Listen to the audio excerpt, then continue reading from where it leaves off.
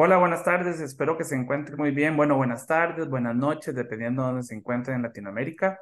Mi nombre es Manuel Soto Martínez. Yo soy pediatra neumólogo de San José, Costa Rica, y para mí es un enorme placer estar con ustedes hoy aquí presente, compartiendo el tercer webinar que hemos hecho en ALAT, básicamente buscando lo que todos queremos, que es velando por la salud de nuestros niños, en este caso es de nuestros adolescentes con asma.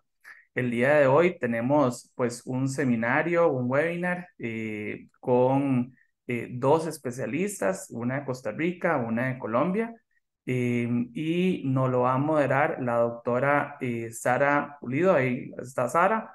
Saludos, Sara, desde Colombia.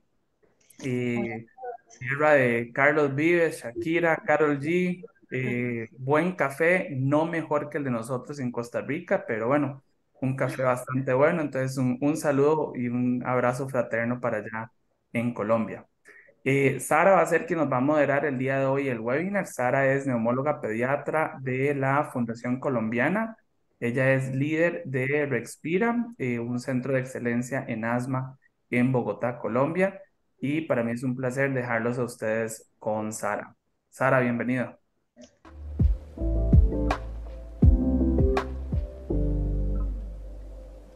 Este webinar que resultó siendo muy cafetero y en el que esperamos pues realmente poder compartir experiencias y pues enfrentarnos entre todos al reto que supone el asma en el adolescente, que sabemos que es un grupo muy especial y un grupo que tiene distintos retos y fenotipos que vamos a abordar, empezando con la doctora Gloriana, que nos va a hablar de si es asma, lo que tiene mi adolescente y los retos que están en el diagnóstico, y luego hablaremos de los retos en adherencia con la doctora Andrea Parra. La doctora Gloriana Loría Chavarrías, neumóloga pediatra del Hospital Nacional de Niños Dr. Carlos Sáenz Herrera de San José, Costa Rica, y es la coordinadora nacional del posgrado en neumología pediátrica de la Universidad de Costa Rica. También es docente universitaria de pediatría y de neumología pediátrica, y pues tenemos el gusto que vaya a compartir algunos casos clínicos con nosotros. Bienvenida, doctora Gloriana. Hola, buenas tardes, buenas noches a todos los que nos acompañan. Realmente es un gusto para mí poder compartir con ustedes este tema, que realmente es un tema que nosotros como pediatras muchas veces no vemos tanto. Entonces, pues cuando me invitaron a participar, me pareció un tema que era muy apropiado y con gusto vamos a compartir el día de hoy. Entonces, como dijo Sara, ahora la primera parte va a ser acerca de lo que es el reto en el diagnóstico y posteriormente vamos a hablar un poco en la parte del tratamiento. Entonces, vamos a empezar con tres casos clínicos con consultas similares, ¿verdad? Para ver cómo los vamos desarrollando hacia el final de la charla. Entonces, tenemos tres chicos adolescentes, ¿verdad? Todos en diferentes edades. La primera niña se llama Sofía, es una niña de 14 años, bueno, ya una adolescente de 14 años. Ella tiene el antecedente de que fue asmática en la infancia, pero pues sus padres dicen que mejoró alrededor de los 5 años y no vuelve a tener nunca cuadros ni crisis. Entró al colegio y pues lo que menciona es que desde que entró al colegio empezó a enfermarse de forma más frecuente, y que lo que le llama la atención es que dura mucho recuperarse de esos episodios de gripe, ¿verdad? De infección de vía respiratoria superior, con una tos muy prolongada en cada uno de esos episodios. Y que además ha notado por las horas en las que tiene que asistir al colegio que también presenta tos con el frío. Entonces sus padres, el motivo de consulta es, bueno, ¿será nuevamente asma lo que tiene Sofía? En el segundo caso tenemos acá a Daniel, que es un preadolescente, ¿verdad? Un chico de 12 años, que pues los papás reportan que ha sido un niño sano.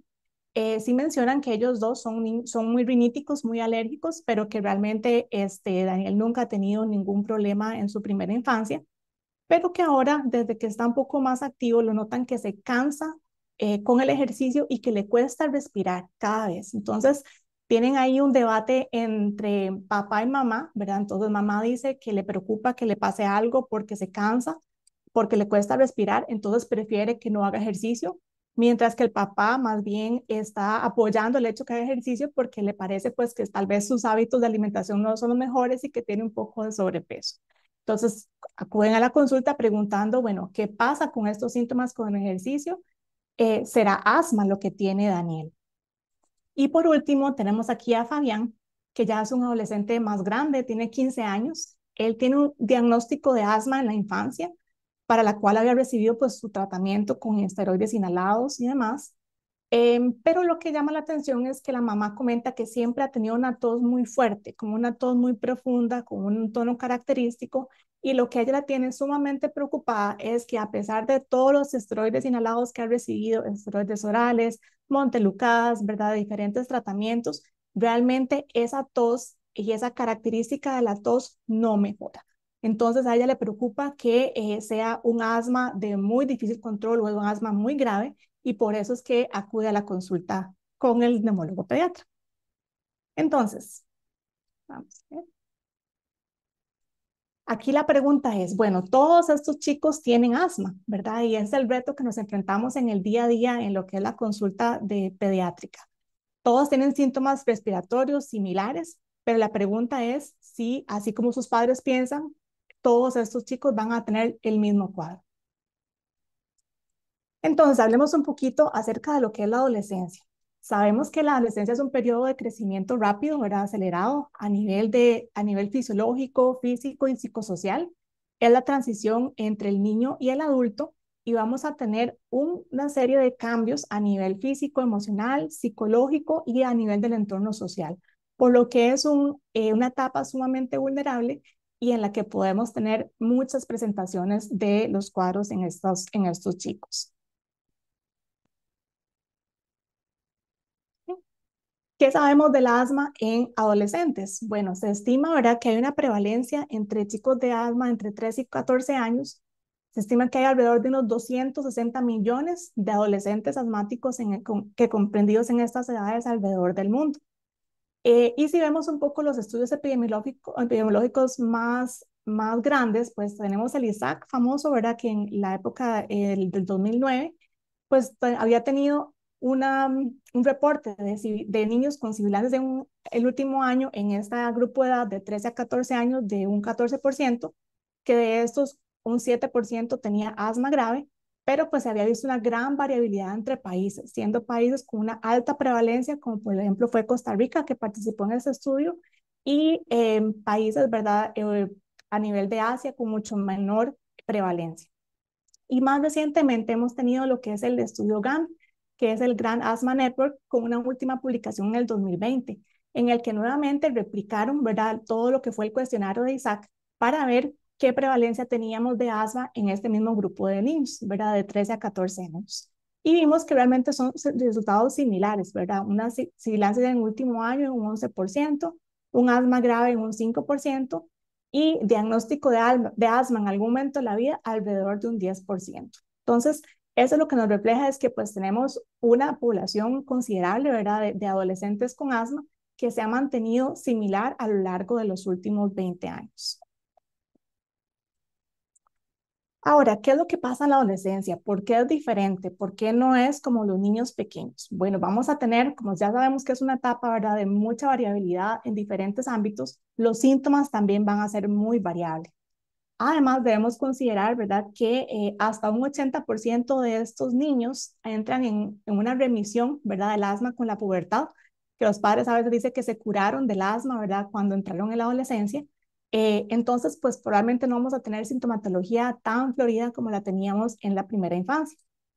Además, va a entrar otro factor en el juego, que va a ser las diferencias en el sexo. Se ha visto que se cree que es una combinación entre cambios hormonales, diferencias en lo que es el crecimiento de la vía aérea, cambios en los estilos de vida, ¿verdad?, en hombres y en mujeres, y que en este caso vamos a tener que el grupo de población de niños, de niñas, de mujeres, va a tener probablemente un asma de más difícil control, que no era así en la primera infancia. Además, nos vamos a enfrentar a otros factores de riesgo que tal vez no eran tan prevalentes en la infancia temprana. Estos chicos van a estar expuestos a factores de riesgo ambientales como el fumado, ya sea fumado activo o pasivo, sedentarismo, ¿verdad? Los adolescentes, pues muchos dejan de hacer la misma actividad física que realizaban de niños, junto con una mala alimentación por temas de tiempo, de estudio, ¿verdad?, que ya no son tan supervisados por sus padres. Y esto lleva a problemas como la obesidad, que sabemos que también es un problema en lo que es los niños menores, pero en adolescentes va a ser todavía más importante.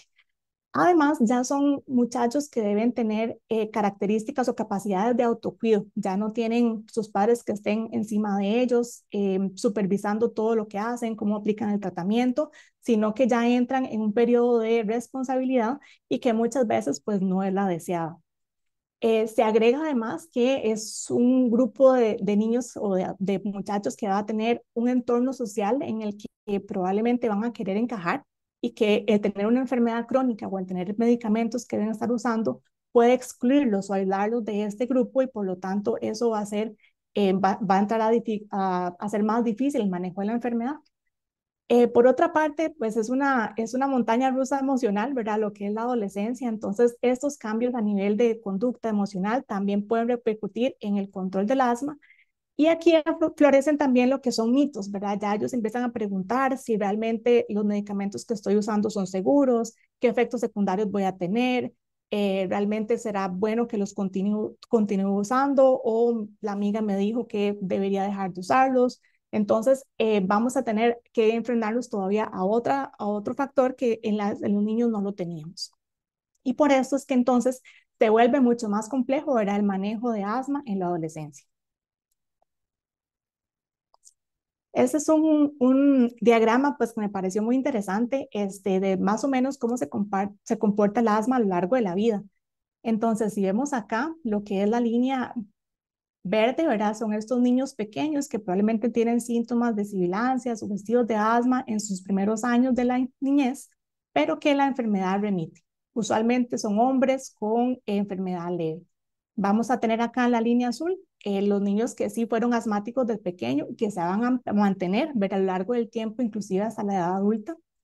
En rojo tenemos acá los adultos que empiezan a tener asma a partir de cierto punto de la adultez, aunque aquí la pregunta es si esto empezó desde antes, ¿verdad? Que probablemente tenga algún componente ahí previo. Y después vamos a tener la línea celeste, es que son niños que padecieron asma en sus primeros años de vida, que probablemente entraron en esta etapa de remisión, un estado, ¿verdad? Como dormido, ¿verdad? O latente, pero que sabemos que puede ser que todavía tengan algo de alteración de su función pulmonar y que eventualmente, dependiendo de factores desencadenantes como el fumado, la sensibilización atópica o algunas otras comorbilidades alérgicas, pueden volver a presentar síntomas de asma, ¿verdad? En la adultez. Ahora, en estos muchachos grandes, pensaríamos que el diagnóstico es más fácil. Se expresan mejor, ya no dependemos de lo que digan los papás, sino que ellos mismos pueden contarnos qué es lo que están sintiendo, cuáles son las molestias que presentan. Entonces, en la teoría debería ser más fácil de diagnosticar. Además, pues se dice que tal vez hay menos diagnósticos diferenciales que las famosas sibilancias recurrentes, ¿verdad?, de la infancia, que tienen un amplio espectro de posibilidades diagnósticas. Entonces, que es tal vez un poco más sencillo encajar a los adolescentes en los diferentes diagnósticos. Y además que contamos con herramientas como la espirometría que están pues bastante accesibles, que nos pueden dar una idea, ¿verdad?, de a qué se deben los síntomas y que nos puede hacer inclusive un diagnóstico objetivo de asma, ¿verdad?, o de reversibilidad con broncodilatadores. Sin embargo, a pesar de que en la buena teoría, pues el asma debería ser más fácil, ¿verdad?, de llevar en esta etapa, o por lo menos de identificar, sabemos que el asma adolescente realmente es subdiagnosticada y por lo tanto es subtratada. Por lo que entonces debemos encontrar los aspectos que debemos mejorar para poder encontrar el adecuado diagnóstico. Este es un estudio que ya tal vez es un poco viejo, pero realmente es de los estudios que más se mencionan en toda la literatura cuando hablamos de asma en adolescentes, en el que era un grupo de pacientes daneses con diagnóstico de asma entre 12 y 15 años, que realmente a la hora de hacerles un cuestionario y evaluarlos, se encontraron que un tercio de estos niños tenía un asma no diagnosticada o subdiagnosticada. Entonces, una tercera parte, ¿verdad?, de esta población no tenía un diagnóstico correcto. Además, se vio que en este grupo, pues, específicamente con el subdiagnóstico, tenían pobre actividad física porque probablemente tenían síntomas respiratorios con el ejercicio, entonces trataban de evitar la actividad física. lo cual llevaba probablemente a un alto índice de masa corporal, ¿verdad? Sobrepeso y obesidad por el sedentarismo.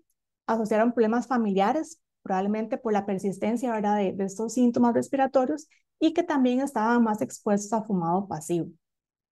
Se vio además que las niñas tenían un mayor riesgo de asma subdiagnosticada. Y algo interesante es que el síntoma más común era la tos, diferente tal vez a las sibilancias clásicas que estamos acostumbrados a ver o buscar en los niños escolares. En este caso era más que todo tos. Y el último dato importante fue que menos de un tercio de los pacientes reportaron alguno de estos síntomas al médico. Probablemente ya eran niños que estaban acostumbrados a tener ciertos síntomas, los veían como algo normal o inclusive tenían hasta cierta negación de los síntomas que estaban presentando, por lo que en tanto no los compartían con su médico. Entonces, ¿qué sabemos del diagnóstico de asma? Bueno, las guías, diferentes guías, estas son pues un ejemplo de las guías GINA, ¿verdad? Nos hablan de pilares que tenemos que seguir a la hora de lo que es el diagnóstico de asma. Como siempre, lo que es la historia clínica va a ser vital, todo lo que son antecedentes familiares, personales, el patrón de los síntomas que presenta, qué otras comorbilidades asocia y cómo responde al tratamiento. Al examen físico podemos buscar características de atopia, la presencia de sibilancias o algún ruido respiratorio y siempre buscando algún otro signo de neumopatía crónica que nos aleje del probable diagnóstico de asma. El gran aliado en esta edad, ya en los niños pequeños tenemos la dificultad de la técnica, pero ya en adolescentes podemos hacer una espirometría casi siempre con mayor facilidad en el que podemos demostrar que si hay una reversibilidad del FE1 posterior al uso del broncodilatador de más de un 12%, pues apoya el diagnóstico de asma. Y tenemos a la mano otros estudios, ¿verdad? De laboratorio, pruebas de alergia, estudios radiológicos e inclusive pues ya endoscopías de la vía respiratoria para excluir otros diagnósticos en caso de que no tengamos una certeza, ¿verdad? De que se trate de asma. Entonces, ahora vamos a ver una serie de lo que son los diagnósticos diferenciales más importantes o más comunes en esta edad. Y vamos a empezar por uno de los que más frecuentemente se reportan en la edad de adolescentes. Entonces, por mucho tiempo, ¿verdad? Los síntomas con ejercicio han sido comunes a los niños asmáticos. Se habla mucho de asma inducida por ejercicio, pero hay un poco de controversia sobre el término, pues se debe decir tal vez que no es solo asma, sino que puede ser únicamente broncoconstricción inducida por ejercicio, ya que no es exclusivo a los pacientes asmáticos y hay pacientes que pueden no tener asma y presentar esta condición. Lo característico es que los síntomas aparecen posterior al periodo de ejercicio intenso, usualmente después de 5 a 8 minutos de un ejercicio de cierta regularidad.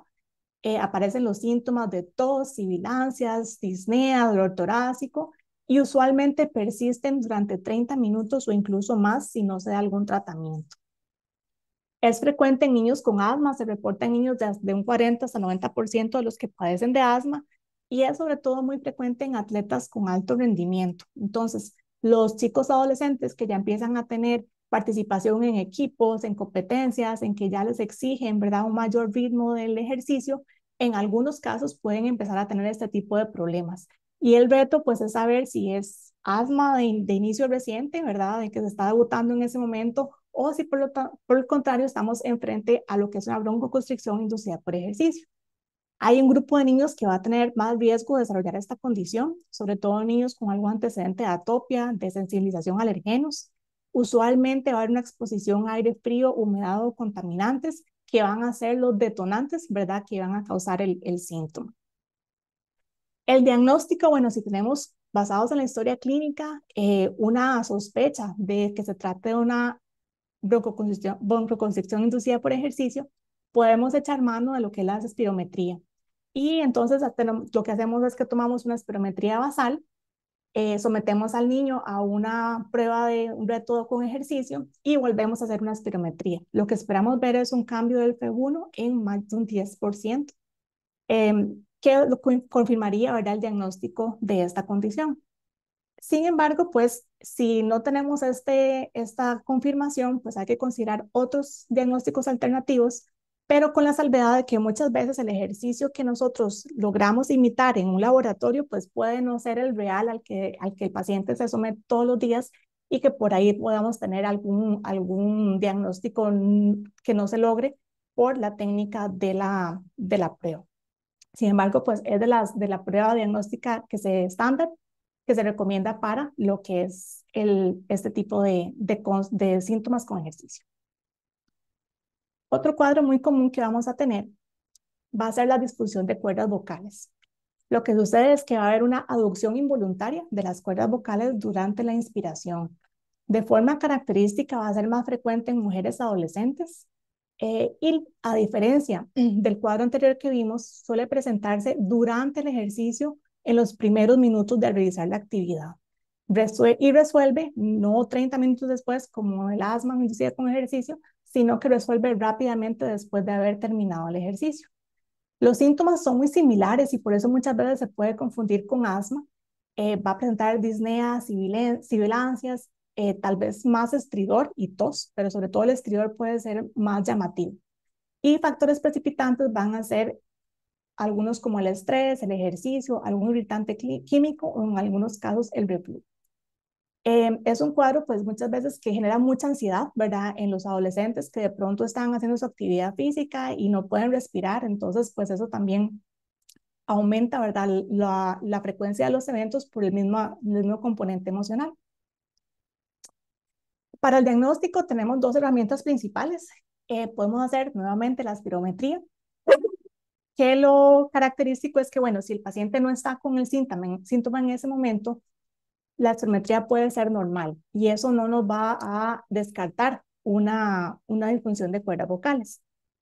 Ahora, si el paciente está con síntomas, lo que vamos a ver son datos de una obstrucción extratorácica que se refleja con un aplanamiento en la parte de la inspiración en la curva, como vemos en la imagen. Entonces, si logramos que el paciente esté con síntomas al momento de hacer la espirometría, podemos encontrar este hallazgo. Sin embargo, no siempre puede ser así. Y una espirometría normal es importante que no descarta un cuadro de disfunción de cuerdas vocales. Ahora, el estudio de elección va a ser una laringoscopía para tener una visualización directa de qué es lo que pasa con las cuerdas vocales. Nuevamente, si no hay síntomas en el momento de la evaluación, la laringoscopía puede ser normal. Entonces, pues lo que se recomienda es hacer algún reto para inducir los síntomas, ya sea con metacolina, algún irritante o inclusive ejercicio. Sin embargo, muchas veces el evento es tan rápido, ¿verdad?, que a la hora de hacer la laringoscopía ya no vemos el movimiento paradójico de las cuerdas, por lo que puede no ser tan fácil hacer este diagnóstico de esta forma. Y por último, lo que se ha recomendado de forma más reciente es hacer una laringoscopía durante el ejercicio. Entonces es poner al adolescente a correr sobre una banda, hacer un poco de actividad física con visualización directa, ¿verdad?, de lo que sucede en la laringe en ese momento y ver si podemos captar el momento en que hay, ¿verdad?, el cierre de las cuerdas vocales. Que pues tampoco es tan sencillo y puede que no esté tan disponible, ¿verdad?, en todos los centros. Otro de los cuadros frecuentes es la tos psicógena, ¿verdad? O la tos habitual. Es una tos, para los que la han escuchado, creo que todos en algún momento lo hemos hecho, es una tos muy particular, tiene un timbre muy característico, es una tos seca, es repetitiva y muy ruidosa. Históricamente, ¿verdad? Se le ha conocido como tos de perro, tos de foca o tos como de corneta, ¿verdad? La traducción en el inglés. Y es una tos que causa muchísima angustia en el paciente y en su familia. Una característica es que es frecuente que el paciente no presente tos durante el sueño cuando tiene esta condición. Entonces, son pacientes que pasan con los síntomas muy frecuente, varias veces al día, pasan a veces minutos, a veces hasta horas tosiendo, pero durante el sueño la tos desaparece. Sin embargo, pues sí cabe mencionar que esto no es patoneumónico, no quiere decir que solo esta condición funciona de esta forma, sino que puede haber otras condiciones que también la tos desaparezca durante el sueño, por lo que hay que tener un poco de precaución a la hora de considerar otros diagnósticos diferenciales. Pero esta característica es bastante frecuente en esta condición. Ahora, si bien es una condición que no tiene algo orgánico de fondo, sí presenta una gran morbilidad, tanto para el paciente como para su familia. Entonces, adolescentes que pasen con tos, más ahorita en época de COVID o post-COVID, van a tener un gran ausentismo escolar, no pueden hacer sus actividades normales durante el colegio, van a presentar lo que es mucha disrupción social, ¿verdad? Estar en un grupo de adolescentes y que uno esté tosiendo y tosiendo, pues obviamente lo van a señalar, se va a sentir incómodo, puede inclusive aislarlo, entonces A nivel emocional, esto puede generar muchos conflictos. Va a crear además mucha ansiedad, tanto en los padres como en el paciente. Puede acompañarse de otros tics, ¿verdad? Al ser un cuadro que tiene algún componente ahí conductual, el paciente puede tener además otros tics asociados y también algunos otros trastornos conductuales o psiquiátricos. Son pacientes que usualmente tienen múltiples consultas médicas a centros de emergencia, diferentes especialistas, con múltiples exámenes, han probado cuánto medicamento haya para la tos y lo frecuente es que todos los estudios sean normales y que ningún tratamiento le funcione. Y de ahí pues la frustración, ¿verdad? Y la ansiedad que perciben estas familias a la hora de tener este cuadro. Importante es que este siempre va a ser un diagnóstico de exclusión, ¿verdad? Siempre tenemos que descartar que no haya organicidad, pues haciendo los estudios respectivos dirigidos según la historia clínica y el examen físico del paciente. Y pues si llegamos a la conclusión de que todo es normal y que cumple con ciertas características clínicas de esta tos, podemos hacer este diagnóstico. Finalmente, ya para terminar con la parte de diagnósticos diferenciales, otras causas de tos crónica que también debemos mencionar, si ya vimos en adolescentes es más frecuente muchas veces la tos que las sibilancias. Hay otras causas que se nos salen de lo que es los síntomas clásicos de asma y de ahí la importancia de ampliar, ¿verdad? Toda esa batería diagnóstica para considerar otras etiologías. Ese es un algoritmo, ¿verdad? De las recomendaciones de la Academia Europea del manejo de tos crónica en niños. Y aquí, pues nada más para mencionar brevemente algunas otras condiciones que debemos tomar en cuenta a la hora de evaluar un paciente con sospecha de asma o en casos de tos crónica.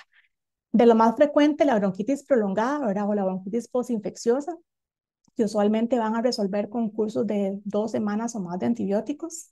Siempre tener en mente lo que es fibrosis quística, aún en presencia de tamizaje neonatal, ¿verdad? Diagnóstico temprano en muchos países. Todavía tenemos lugares donde no está accesible y podemos tener diagnósticos tardíos.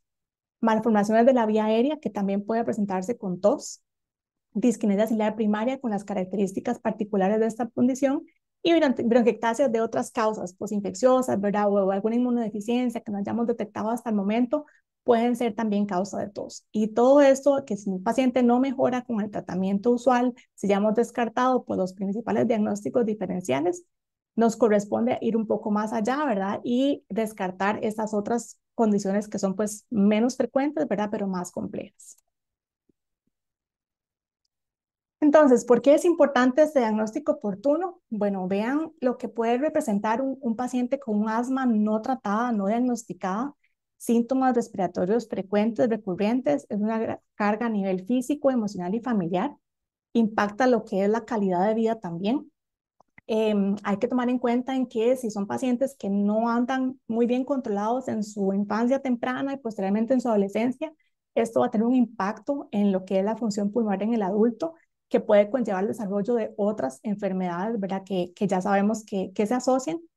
Y algo importante es que así como tenemos un subdiagnóstico, también podemos tener un sobrediagnóstico. Y que es algo que si logramos identificar bien todas estas pautas dentro del diagnóstico diferencial, podemos evitar diagnosticar asma de forma incorrecta que pueda más bien encubrir nosotros diagnósticos. Muchas veces encasillamos al niño en que es asma y solo es asma y es asma y le damos salbutamol, le damos esteroide inhalado.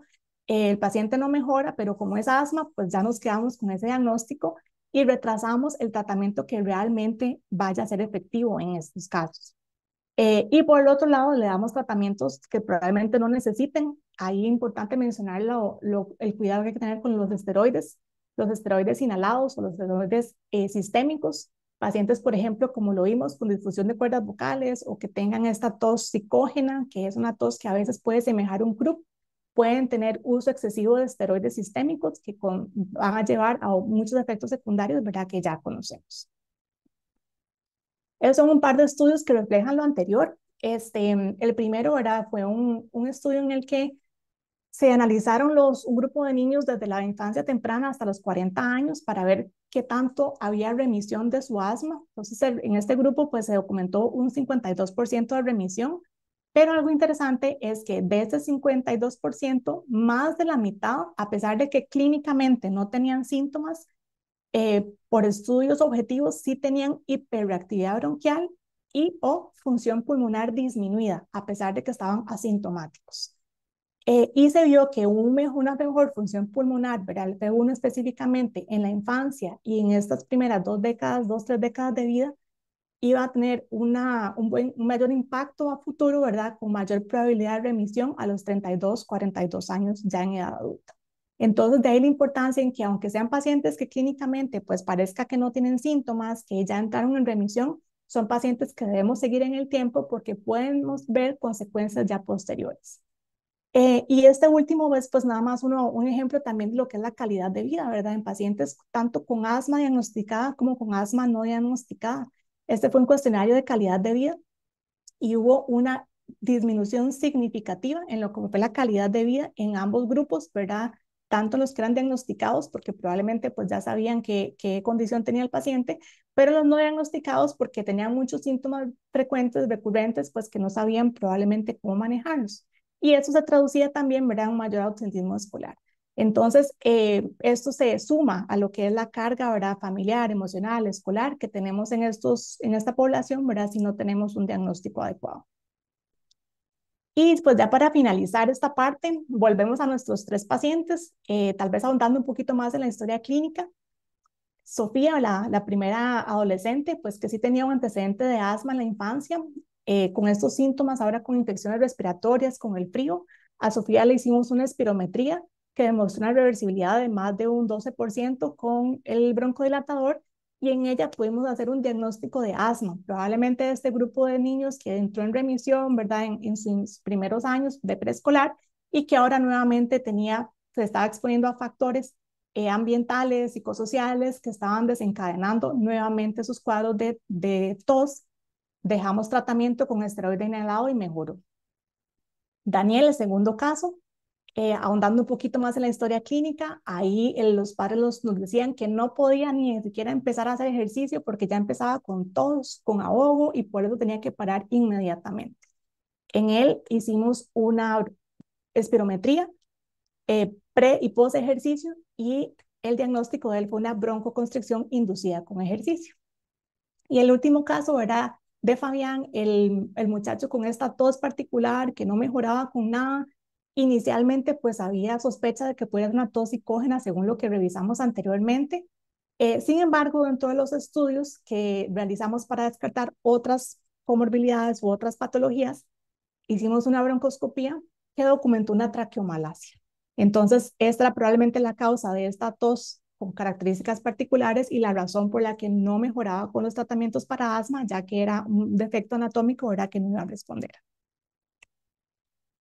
Y bueno, para ya terminar, retos que tenemos en esta población, pensemos en asma en los adolescentes, si bien la gran mayoría entran en remisión y ya no presentan síntomas, hay un grupo que todavía los tiene, muchos los niega, muchos se acostumbran, y de ahí la importancia de una buena historia clínica y examen físico, pues como siempre recalcamos en estos tipos de reuniones, recordar que tenemos herramientas diagnósticas que nos pueden ayudar a hacer todo este abordaje y tener en mente estos diagnósticos diferenciales que tal vez no son tan frecuentes en los niños más pequeños, que son los que vemos con mayor frecuencia, pero que sí afectan en mayor forma a nuestra población adolescente. Muchas gracias por la atención y continuamos con el siguiente reto a cargo de Andrea. Gloriana, muchas gracias. Creo que vendrán muchas preguntas acerca de esta presentación y el reto que supone para todos nosotros este grupo tan especial, y gracias por ilustrarnos con esos 3 casos tan bonitos. A continuación, pues para mí es un gusto y un honor presentar a mi compatriota Andrea Parra Buitrago. Ella es neumóloga pediatra y docente de pediatría y neumología en la Universidad Pontificia Bolivariana y el CES. Es experta en medicina de sueño, es miembro de la Junta Directiva de la Asociación Colombiana de Neumología Pediátrica y en este momento pues trabaja en el Hospital Pablo Tobón Uribe de Medellín, aquí en Colombia, y es mi compañera de fellow. Entonces ella nos va a hablar hoy de un tema muy difícil, creo muy retador para todos nosotros, que son los retos en la adherencia en el adolescente. Bienvenida, Andrea. Muchas gracias, Sari, Gloriana, y todos nuestros miembros de la Asociación Latinoamericana. Hoy queremos compartirles esto que realmente es un reto. Y vamos a hablar de los retos en la adherencia del adolescente, sabiendo que el asma sigue siendo la enfermedad respiratoria crónica más común. Más o menos la prevalencia global que hablemos es del 1 al 29% dependiendo del país que analicemos. Pero como nos decía Glory, ¿qué pasa realmente en nuestros adolescentes? Y lo que nos mostraba Glory, por ejemplo, en Isaac o en Ghana, de más o menos los porcentajes de prevalencia que se ha visto en la población adolescente, porque aunque tenemos una gran publicación de muchos de nuestros asociados de ALAD, donde se construyó un reporte muy importante de qué pasa en Latinoamérica y en los diferentes países, también es cierto que tenemos reservado para esta población adolescente, por Isaac, por Ghana y por el CDC, que más o menos nuestros adolescentes, más del 9% de los adolescentes tienen asma. ¿Qué es lo que pasa grave? Y es que trágicamente hay un número significativo de muertes en menores de 20 años. El Reino Unido, en que tiene las tasas un poco más altas, y cuando se hace la revisión nacional de muertes por asma, la mayoría de muertes son realmente evitables y nos empiezan a decir que el factor más importante es que nuestros pacientes no tomen realmente los medicamentos. Entonces ahí siempre pensamos en el adolescente y en nuestro reto en las consultas, y es porque cuando hablamos de adherencia, sobre todo a corticoides inhalados, es comúnmente pobre la adherencia en el adolescente. Se plantea que es menos del 50%, incluso eso ha estado estable casi las 3 últimas décadas. En lo que sea reportado por los padres, por los niños o en el peso de los canister, más o menos es donde nos damos cuenta de la real evidencia. Pero si fuera en los autoinformes, se supone que las adherencias serían muchísimo mejores. Pero cuando vamos a la revisión exacta de la literatura, miren que más o menos nuestros adolescentes lamentablemente no alcanzan más del 50%. Cuando uno se plantea qué debería ser buena adherencia, también es importante que como profesionales sepamos que nuestros niños y adolescentes tienen una buena adherencia si toman entre el 70 y el 80% de la medicación que nosotros prescribimos. Cuando nuestros pacientes toman menos del 60% de lo que nosotros prescribimos, estamos empezando a tener riesgos y alteración en su calidad de vida, riesgo de crisis, de hospitalización y de severidad. Cuando hablamos de este tema, empiezan a aparecer los retos y las dificultades en la adherencia por todo esto que nos expone la literatura. Posiblemente también hay condiciones genéticas, infecciosas, también claramente hay contaminantes ambientales, pero la adherencia está muy ligada a lo que también viven nuestros adolescentes, que es un periodo marcado, digamos, por la necesidad de cambio, por el posterior consolidación de su propia personalidad, donde empiezan a aparecer factores psicosociales muy importantes para ellos: interacción con otras personas, querer explorar, viajar, conocer el mundo, pero también recibir situaciones de estrés, de violencia, de abuso. Y lamentablemente el estrés está últimamente muy estudiado en cómo genera ciertas citoquinas inflamatorias, interleuquinas 5 y 13, que son muy importantes para las manifestaciones asmáticas de nuestros niños. Y lo otro que pasa con nuestros adolescentes es que el adolescente asmático se ha encontrado que tiene más riesgo de depresión y de ansiedad, y esto puede ser un factor muy importante para la adherencia. Por eso muchas veces acompañamos los programas de asma de un psicólogo a la mano, y por eso muchas veces nosotros, como personal de atención a ellos, deberíamos recibir ciertas orientaciones psicológicas en la forma de dirigirnos y de abordarlos. E incluso se sugiere en la literatura a nivel psicológico que nosotros pudiéramos hacer consultas claramente en compañía de sus padres, pero incluso pudiéramos tener consultas solas, individualizadas con el adolescente, donde él pueda expresar con más libertad sus miedos, sus necesidades, y podamos direccionar mejor los tratamientos. Entonces vienen los retos. Los retos de nuestros adolescentes están dados en que nosotros como personal de la salud eduquemos, comuniquemos, negociemos. Nos toca aprender a negociar con los adolescentes. Agilicemos su atención y la individualicemos. Y cuando hablamos de todas estas 5 características que deberíamos tener como profesionales de salud para enfrentarnos a ellos, empezamos por qué vamos a negociar, educar y elegir en los diferentes tipos de dispositivos, que vamos a enseñarlos para que ellos se empoderen de cómo manejar sus exacerbaciones, cómo llevar siempre un plan escrito del asma, cómo se autocontrolan sus síntomas, cuál es el plan de acción que tienen que hacer, cómo se revisa recibir su medicación regular. Ustedes saben que los planes de acción llevan mucho tiempo en auge y que es lo que más, digamos, promulgan las diferentes asociaciones para que nosotros tengamos, tanto para los padres como los pacientes, semáforos o diferentes zonas de atención donde ellos puedan establecer sus tratamientos. Este es uno de los que yo entrego en la consulta, donde lo que quiero es que ellos sepan cuáles son los síntomas que para el adolescente es muy cardinal, como les contaba, Glory, la opresión torácica y la sensación de disnea. Algunas veces sí puede que haya variantes de tos, pero digamos que muchas veces vemos que en las consultas no los derivan, es por dolor torácico.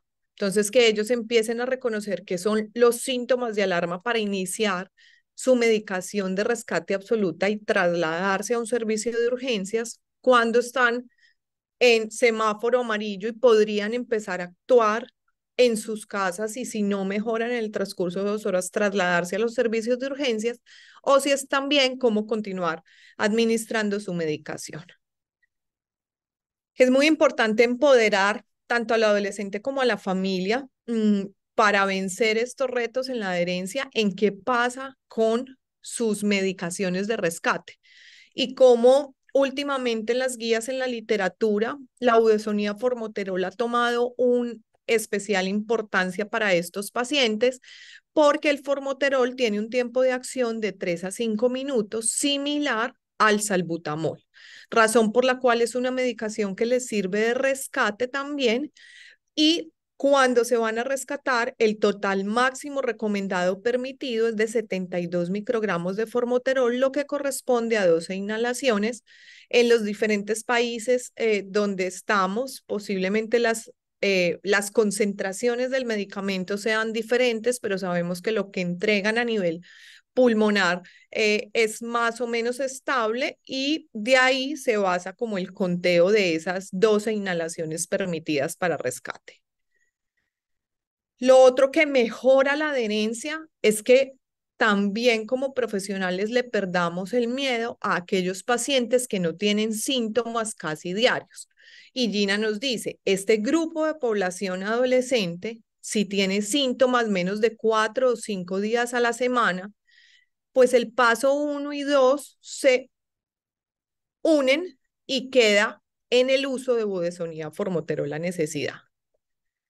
Las modificaciones más grandes las hizo Gina en 2019 con disminuir el sobreuso del salbutamol y es algo que también tenemos que enseñarle al adolescente, cómo realmente usar broncodilatador solo y abusar del salbutamol en ellos, si usan más de 3 canister al año o peor aún más de 12 canister al año, pueden tener riesgo de tener crisis más graves, asistencia a urgencias, UCI o incluso mortalidad por asma. Entonces también ellos tienen que reconocer qué es lo que pasa con el sobreabuso del salbutamol, que no es algo nuevo, que aunque fue una propuesta que se dio desde el 2019, la literatura desde hace muchos años nos había dicho desde el 1994 como si sobreabusamos y mientras más canister de salbutamol nos gastamos, pues más riesgo tenemos de morir por asma. Y eso es algo que tienen que conocer. Y es algo que tienen que conocer tanto ellos como nosotros, en lo que les digo que hay que perderles el miedo en los que no son tan frecuentes o lo que mal llamamos como leves, porque sus ocupaciones, su desgaste, sus horarios, sus actividades extracurriculares hacen que ellos no estén para usar medicación diaria si esta sintomatología no es tan frecuente y puedan usar dosis bajas según sea necesario de budesonida formoterol. Claramente, si ya empiezan los síntomas casi diarios, los despertares, el deterioro en la función pulmonar, pues que también podamos avanzar en terapias que les sirvan de mantenimiento, ya pueden ser con budesonida formoterol o con salmeterol fluticasona y adición de tiotropio. Que es otra cosa que es un reto, pero hay que enseñar al adolescente porque esto determina también que ellos sean más adherentes en los tratamientos, que tienen que conocer qué le pasa al bronquio y a qué está sometido un bronquio con asma y también a qué está sometido un pulmón que genere, que sea sometido al vapeo y cómo estar, digamos, en exposición a diferentes sustancias tóxicas pueda generar que tengan daños pulmonares en su vía aérea, en su sistema de defensas y todo, que hay que aprender a contarlo y hablarlo en las consultas abiertamente. Porque lamentablemente, como les decía, que es un periodo marcado por una necesidad de cambio y por establecer más, digamos, su propia identidad, pues también están más en reto y son más vulnerables a recibir estas influencias que ahora hay en día, sobre todo con el vapeo y cómo los efectos de la nicotina, los saborizantes, los demás productos químicos están haciendo un daño muy importante en su función pulmonar. Y no solo en su pulmón, también cardiovascular, en desarrollo cerebral, y hay que hablar con ellos de esto. Y algo que también hay que enseñarles es qué pasa con la función de sus pulmones, porque como no alcanzan a ver a futuro qué repercusiones tiene eso, pues hay que contarles que la trayectoria de la función pulmonar es importante en todas las edades, claramente en toda la infancia, pero el periodo de la adolescencia es fundamental para establecer ya esa casi función pulmonar total del adulto. Entonces, este periodo de adolescencia donde se completa la tercera parte de la función pulmonar es un periodo que hay que preservar. Por lo cual hay que enseñarles a reconocer la clínica, pero hay que enseñarles que las ayudas diagnósticas, por mucha pereza que les dé, porque no quieran ir, hay que hacer espirometrías con la regularidad que nos plantea la literatura de cada 1 a 2 años, dependiendo del control de los síntomas. O cada 3 a 6 meses, dependiendo de las modificaciones que hayamos hecho con los tratamientos. Y es todo un mundo, sí, pero es todo un mundo que va dado por otras finalidades que nos ha dado la literatura de ver cómo podemos pulir esta adherencia en ellos. Entonces hay opciones de revisar los datos de prescripción, hay la opción de ver si pesamos los canister o los contadores de dosis que hay ahora en los inhaladores.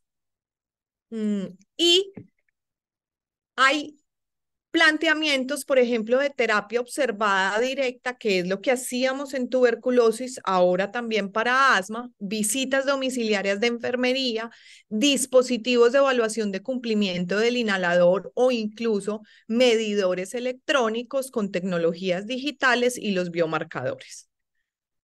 Pueden tener a la mano como profesionales algo que les sirve para evaluar adherencia y son estas 2 escalas.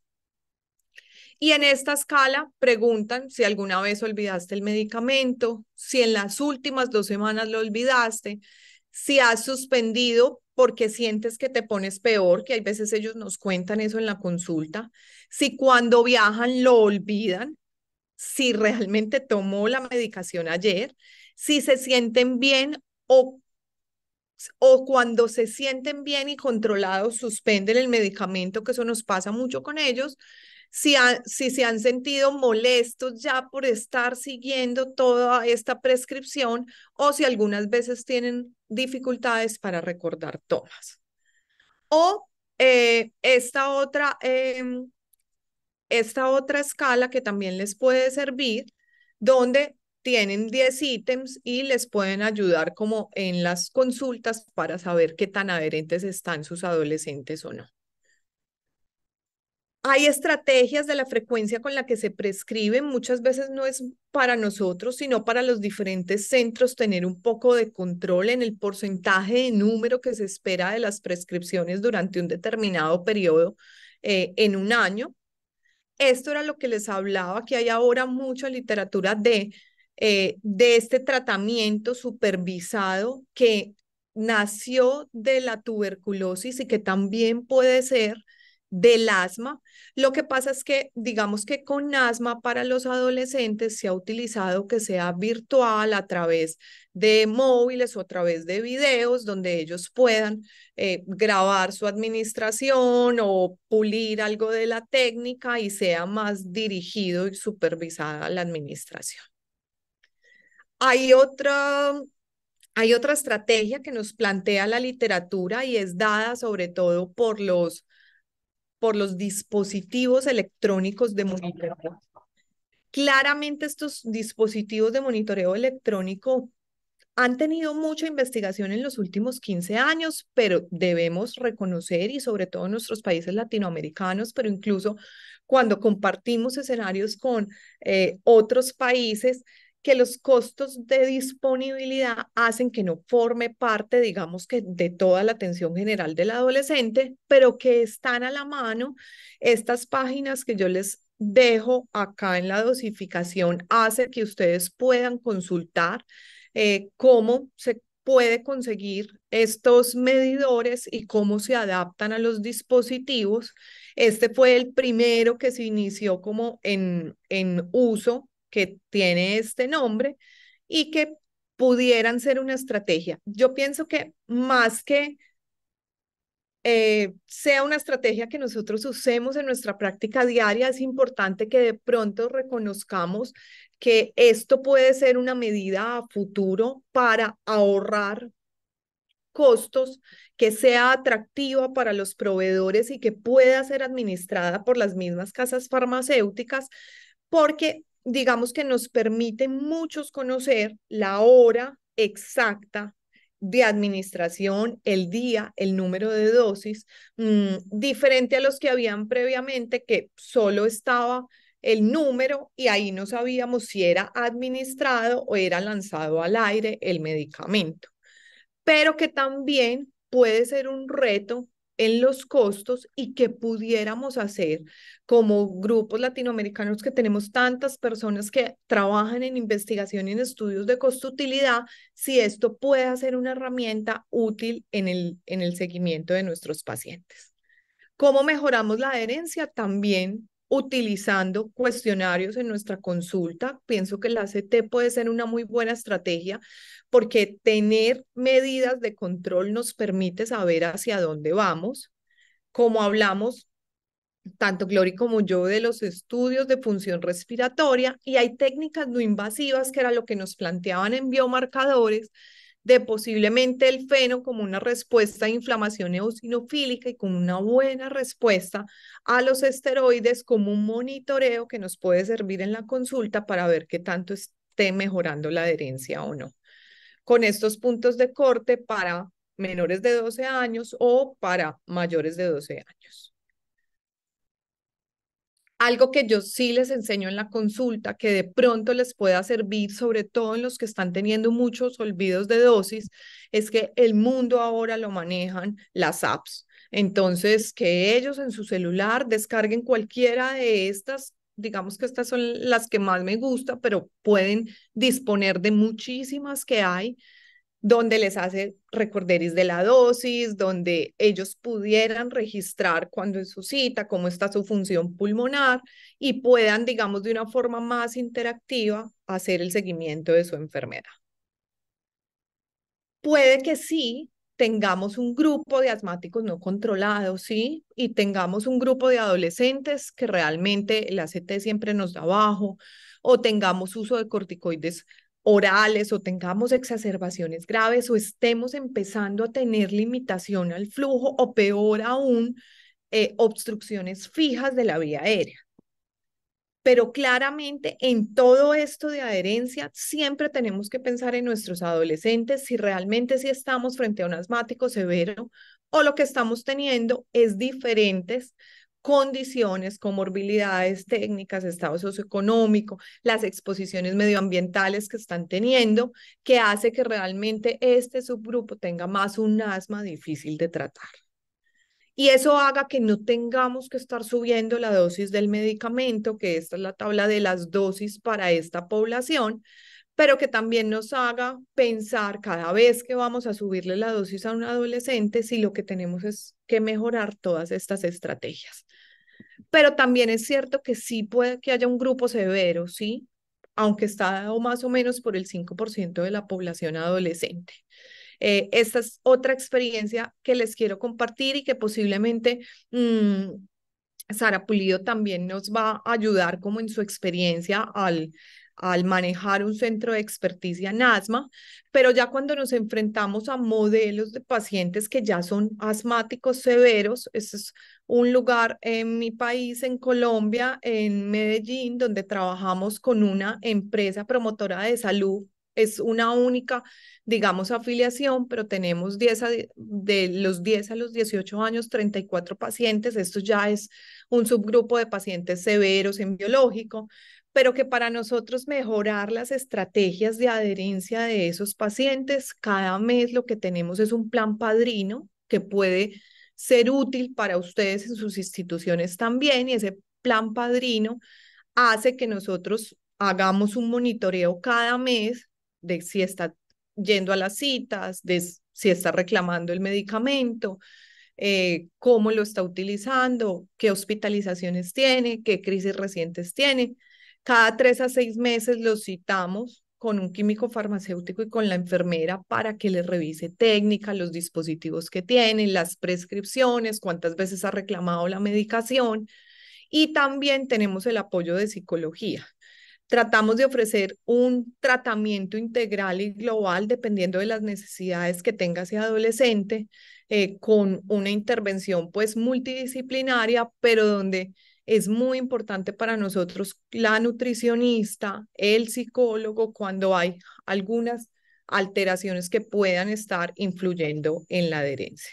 Entonces, no olvidemos que todo nuestro actuar médico debe estar dirigido en el adolescente a educar, comunicar, negociar, porque hay que negociar las dosis, el tipo de inhalador, el tiempo en el que quiera ser utilizado o no, agilizar sus atenciones médicas e individualizarlos dependiendo de lo que estén viviendo psicosocialmente.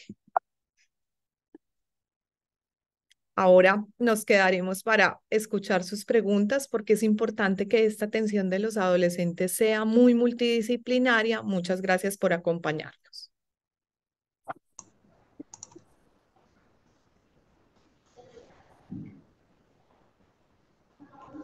Gracias a ti, Andrea, por supuesto, tu charla, que realmente creo que habla de lo que nos enfrentamos todos los días. En nuestro centro de experticia en asma, así como lo mencionabas, nosotros vemos 303 pacientes con asma grave y el 22% son adolescentes. O sea, no es un porcentaje menor.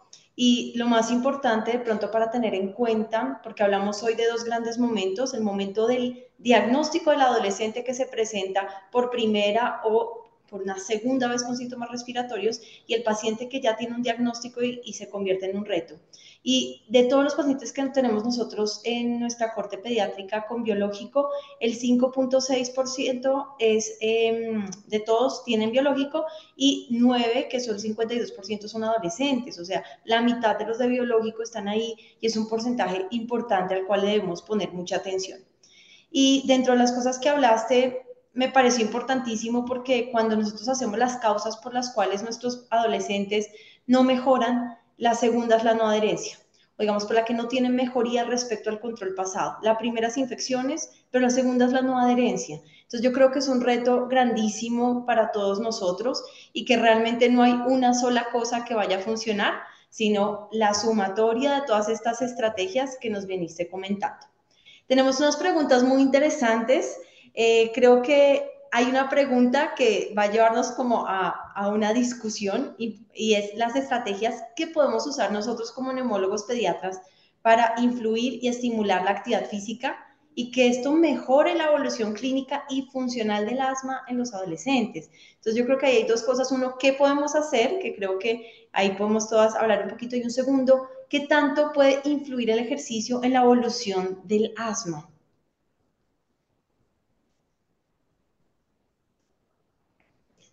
No sé si quieres empezar de pronto, Gloriana, contándonos un poquito de las estrategias que utilizan ustedes.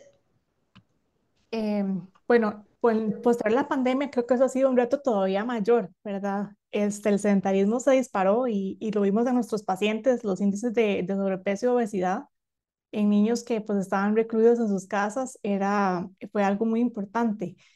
Yo creo que igual es mucho de, como mencionaba Andrea, educación, ¿verdad? Siempre mencionarlo en las consultas. Nosotros pues tuvimos previo a la pandemia pues un apoyo de las universidades públicas que hacía grupos para fomentar actividad física. Lo hacíamos, bueno, en este caso lo hacíamos con pacientes con fibrosis quística, en el que también la parte del ejercicio es muy importante.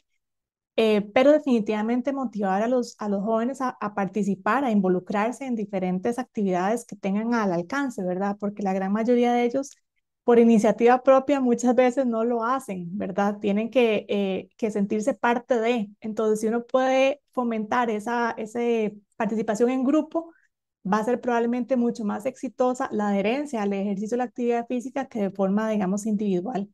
Entonces, proponer, ¿verdad? Programas a nivel de comunidad, a nivel pues, si el hospital tiene la posibilidad de hacerlo, en los que los adolescentes pues asistan a este tipo de clases de yoga, clases ¿verdad? De diferentes tipos de actividad física, de ejercicio, para que como grupo, ¿verdad? Puedan hacer no solo la parte de socialización, que es sumamente importante para ellos, ¿verdad? Sino que también se aproveche la parte del ejercicio. Y como también mencionaba Andrea, la importancia de que ellos entiendan, ¿verdad? ¿Por qué es tan importante el ejercicio? O sea, ¿qué es lo que pasa con su pulmón? Están en los años dorados para que pueda, digamos, aumentar toda esa capacidad pulmonar, ese crecimiento y que lo aprovechen al máximo.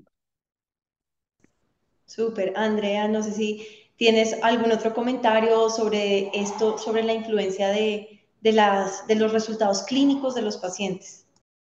Sí, sobre todo porque digamos que cuando me enfrento como en la consulta a revisar, por ejemplo, las pruebas de función pulmonar con ellos, es también, como lo decía Glory, es explicarles lo que les contaba de esa trayectoria de función pulmonar que es vital en este momento de la adolescencia y cómo favorecer las estrategias, digamos, de vida saludable y de ejercicio van a determinar que esa trayectoria en función pulmonar sea incluso muchísimo mejor.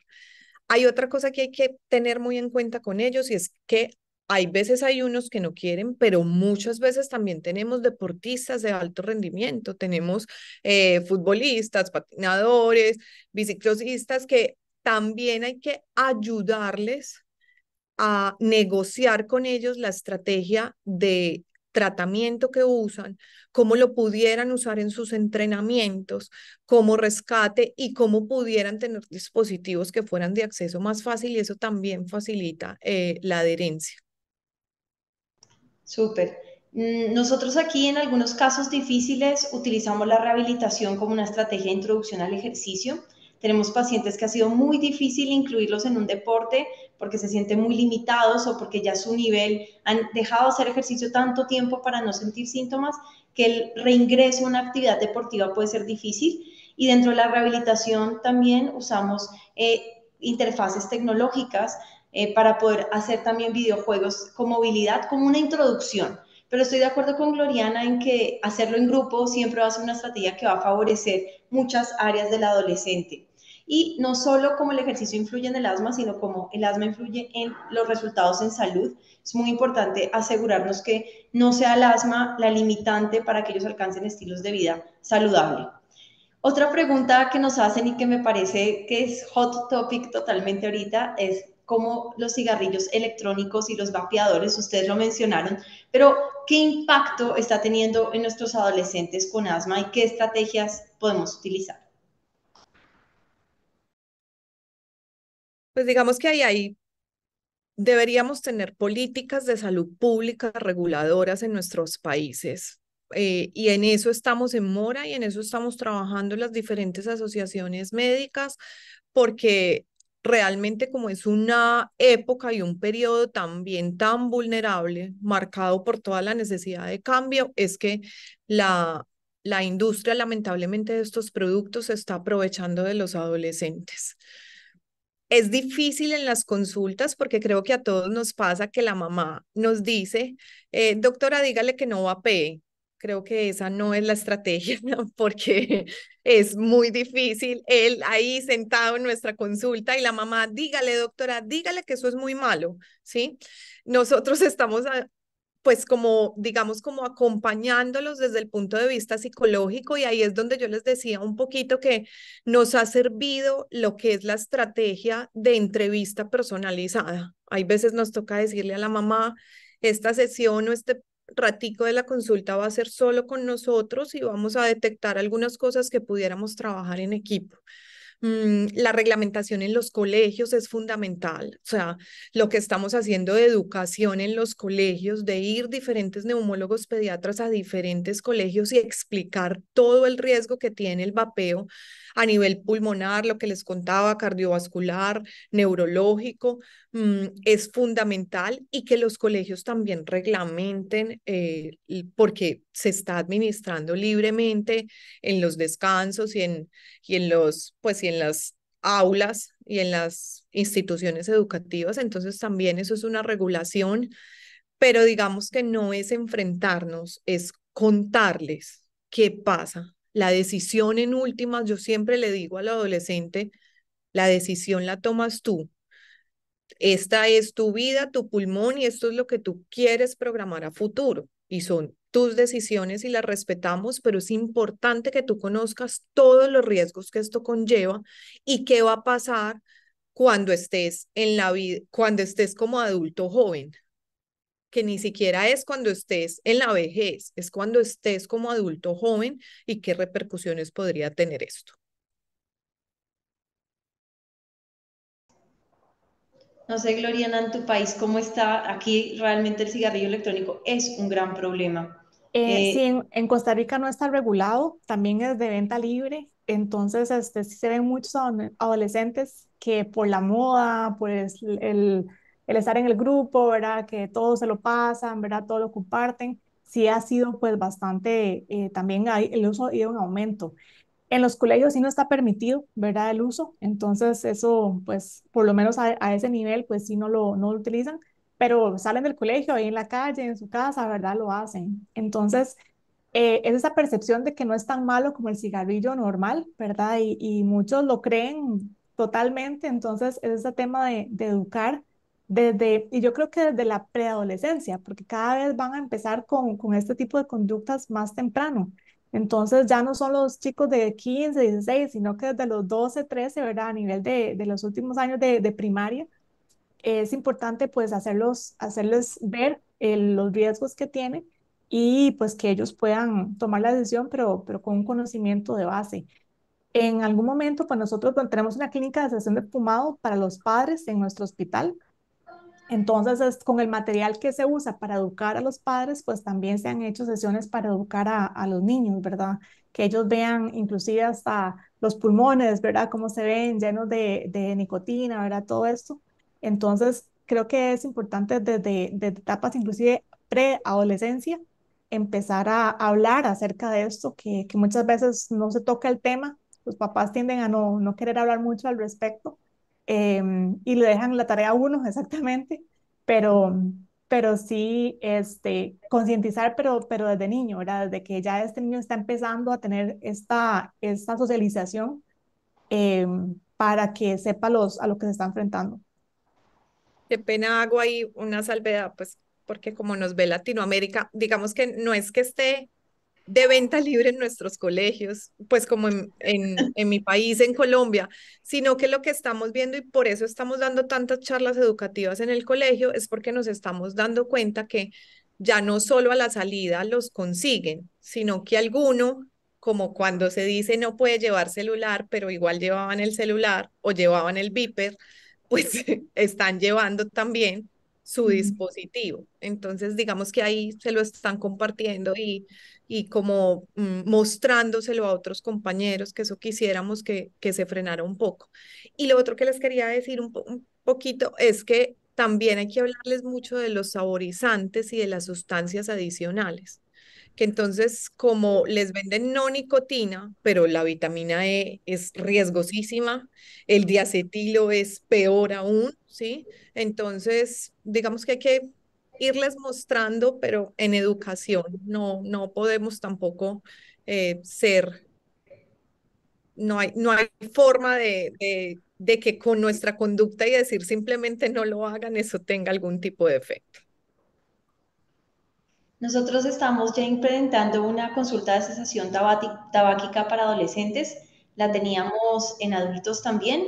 Y sobre todo esto acompañado de educación en colegios, que creo que es el ambiente donde los adolescentes se sienten más libres, donde podemos hacer encuestas anónimas y ver un poquito el ambiente y cuál es la percepción y qué es lo que creen y resolver dudas. Pero creo que definitivamente empezar más temprano cada día en educación va a ser una clave y por supuesto todo lo que podamos como neumólogos en Latinoamérica hablar del tema en nuestros gobiernos para que cada día sea más regulado y sea un mensaje difuso que los riesgos que estos dispositivos tienen en toda la población, pero especialmente en esta población tan susceptible que es el adolescente. Bueno, además de muchas felicitaciones que están recibiendo en el chat por sus ponencias, nos preguntan que hablemos de inhalocámaras y espaciadores, de cómo se escoge lo adecuado. Gloriana, si quieres hablarnos un poquito del tema. Ok. Bueno, que ese es otro reto en adolescentes, porque por lo menos, ¿verdad? En mi práctica no les gusta usarlo, lo detestan, entonces ahí es donde hay que negociar, ¿verdad? ¿Qué dispositivos son los mejores? Mi recomendación personal es que los continúen usando, ¿verdad? Hasta que yo les dé de alta de adolescente, de adulto, y convencerlos al respecto, ¿verdad? Igual explicarles el por qué hay que usarlo, cuáles son los beneficios, cuáles son los efectos secundarios que pueden tener si lo usan sin espaciador, por qué es mejor usarlo como espaciador, porque una vez que el adolescente entiende, ya toma sus decisiones, pero pensando por qué lo está haciendo, no nada más no me gusta o qué pereza o es muy feo, sino ya entiende el por qué y pues eso pues puede motivarlo que lo use de forma correcta. Ahí el gran aliado son los dispositivos de polvo seco, ¿verdad? Cuando están disponibles. Para mí en adolescentes ese tipo de dispositivo definitivamente mejora muchísimo la adherencia. Pero bueno, no están disponibles en todos los centros. En nuestra seguridad social nosotros no lo tenemos, tenemos el formoterol, pero no tenemos el esteroide inhalado. Entonces, eso limita la adherencia, pero igual la recomendación es siempre usar la aerocámara, ya en mayores de 6 7 años, sin la mascarilla, ¿verdad? Solo el tubito, y que lo usen de forma regular con cualquier dispositivo, ¿verdad? De los de MDI. Totalmente de acuerdo, Ana. Perfecto, de acuerdo. Sí. Acuerdo. Bueno, nos hacen una pregunta acerca de los biológicos que se pueden utilizar en menores de 18 años. Eh, entonces, bueno, yo me adelanto que en Colombia el único que está regulado para asma es omalizumab. Entonces, nosotros es por ahora la única estrategia, digamos, que está avalada. Habrá algunos casos off-label con algunos pacientes, pero es el único que tenemos en este momento disponible. No sé en Costa Rica, ustedes cómo están. Igual, ¿verdad? El que tenemos es el omalizumab, es restringido por el alto costo, ¿verdad? Se usa nada más a nivel de la seguridad social. Y pues sí son pocos los pacientes, ¿verdad? Que cumplen los criterios, los requisitos para poder aplicarlo. Del último grupo de adolescentes que ya trasladamos a hospital de adultos, en realidad fue una experiencia bastante buena. Ahí el tema es, bueno, los iniciamos, pero no sabemos cuándo suspenderlos, ¿verdad? Ya se le tocará a los adultos decidirlo. Pero sí, el que tenemos nosotros es el omalizumab y hasta el momento pues hemos tenido buena experiencia, pocos efectos secundarios. Hubo una paciente que estuvo con muchas cefaleas al aumentar dosis por peso y por niveles de IgE y demás, pero ya después se logró controlar son pacientes que son de tan difícil control, ¿verdad? Y asma tan grave que definitivamente pues muchos les cambia, ¿verdad? Su calidad de vida de forma significativa. Perfecto. Nosotros también, en tema de costos, pues hacemos juntas médicas para poder decidir el inicio de estos biológicos y pues como está descrito en la literatura, y yo creo que es una buena manera de medirnos, de todos nuestros pacientes con asma grave, solo el 5% usan biológicos, de los que ya tienen asma grave. Entonces, realmente, si uno tiene una población que pase más del 3 al 5% que necesite este tipo de terapias, pues debe uno como evaluar qué otras cosas pueden estar pasando. Y de lo que mencionaste, pues me parece súper importante el proceso de transición. Creo que en el adolescente es ese acompañamiento que debemos hacer. Nosotros estamos implementando ya como una subclínica de transición para ayudar a estos pacientes a, como nos decía Andrea, mantener un tiempo a solas en el interrogatorio, hacer algunas escalas para ver qué tan preparados están en cuanto a autocuidado y también como poder tamizar un poquito depresión y ansiedad, que vemos que es algo que afecta también mucho a nuestra población. Y es una invitación para que todos busquemos las mejores herramientas para ver a estos pacientes de una manera un poquito más holística, más un panorama mayor. Pues esas eran todas nuestras preguntas. No sé si tienen algún comentario final. No, digamos que lo que resaltabas, no solo en biológicos de las juntas, que son obviamente absolutamente importantes, sobre todo para tratamientos que son de tan alto costo, pero también digamos que los adolescentes ameritan que hay veces tengamos juntas y no nos dé susto apoyarnos del nutricionista, del psicólogo, de lo que yo les decía de tener herramientas que nos ayuden a prepararnos mejor en nuestras consultas médicas para acompañar al adolescente y hay veces, muchas veces se nos vuelve más un reto no solo el adolescente, sino la familia que hay en torno al adolescente. Entonces también tenemos que, como neumólogos o pediatras o personal de atención, apoyarnos de grupos que tengan mayor experiencia en cómo abordarlos de forma psicológica y que esto pueda tener mejor impacto en nuestras consultas. Sí, es una población en la que realmente la mayoría no tenemos tanta experiencia, ¿verdad? Es un grupo muchas veces, como dicen, olvidado, ¿verdad? Los adolescentes, como ya no se enferman, ya no consultan tanto, ya entra en remisión el asma, ¿verdad? Entonces, es un grupo que creo que sí es importante que debemos aprender a tratar con ellos, a lidiar con ellos, a entenderlos, porque las estrategias son completamente diferentes a los niños, ¿verdad? Y es esa transición a ya la edad adulta, ¿verdad? Como hablábamos en las charlas, en el que ya el adolescente empiece a tomar cartas en el asunto, asumir el cuidado de su enfermedad, hacerse responsable por la misma, pues para que sea un adulto con mayor éxito, ¿verdad? En lo que es la adherencia al tratamiento. Excelente. Entonces creo que esta charla aprendemos que debemos hacer un diagnóstico correcto, mirar que sí hay diagnósticos diferenciales en el paciente adolescente y en el que ya está bajo tratamiento, buscar una mirada integral, un equipo multidisciplinario, una mirada propia hacia el adolescente y otra hacia su familia y buscar cómo podemos medir la mejor manera de saber su adherencia y también cómo podemos ofrecerles un paso suave hacia la vida adulta y hacia el autocuidado. Pues muchas gracias a todos, esperamos todos ansiosos el cuarto webinar y esperamos que todos sigamos participando en nuestra red latinoamericana que es tan importante que nos mantengamos unidos.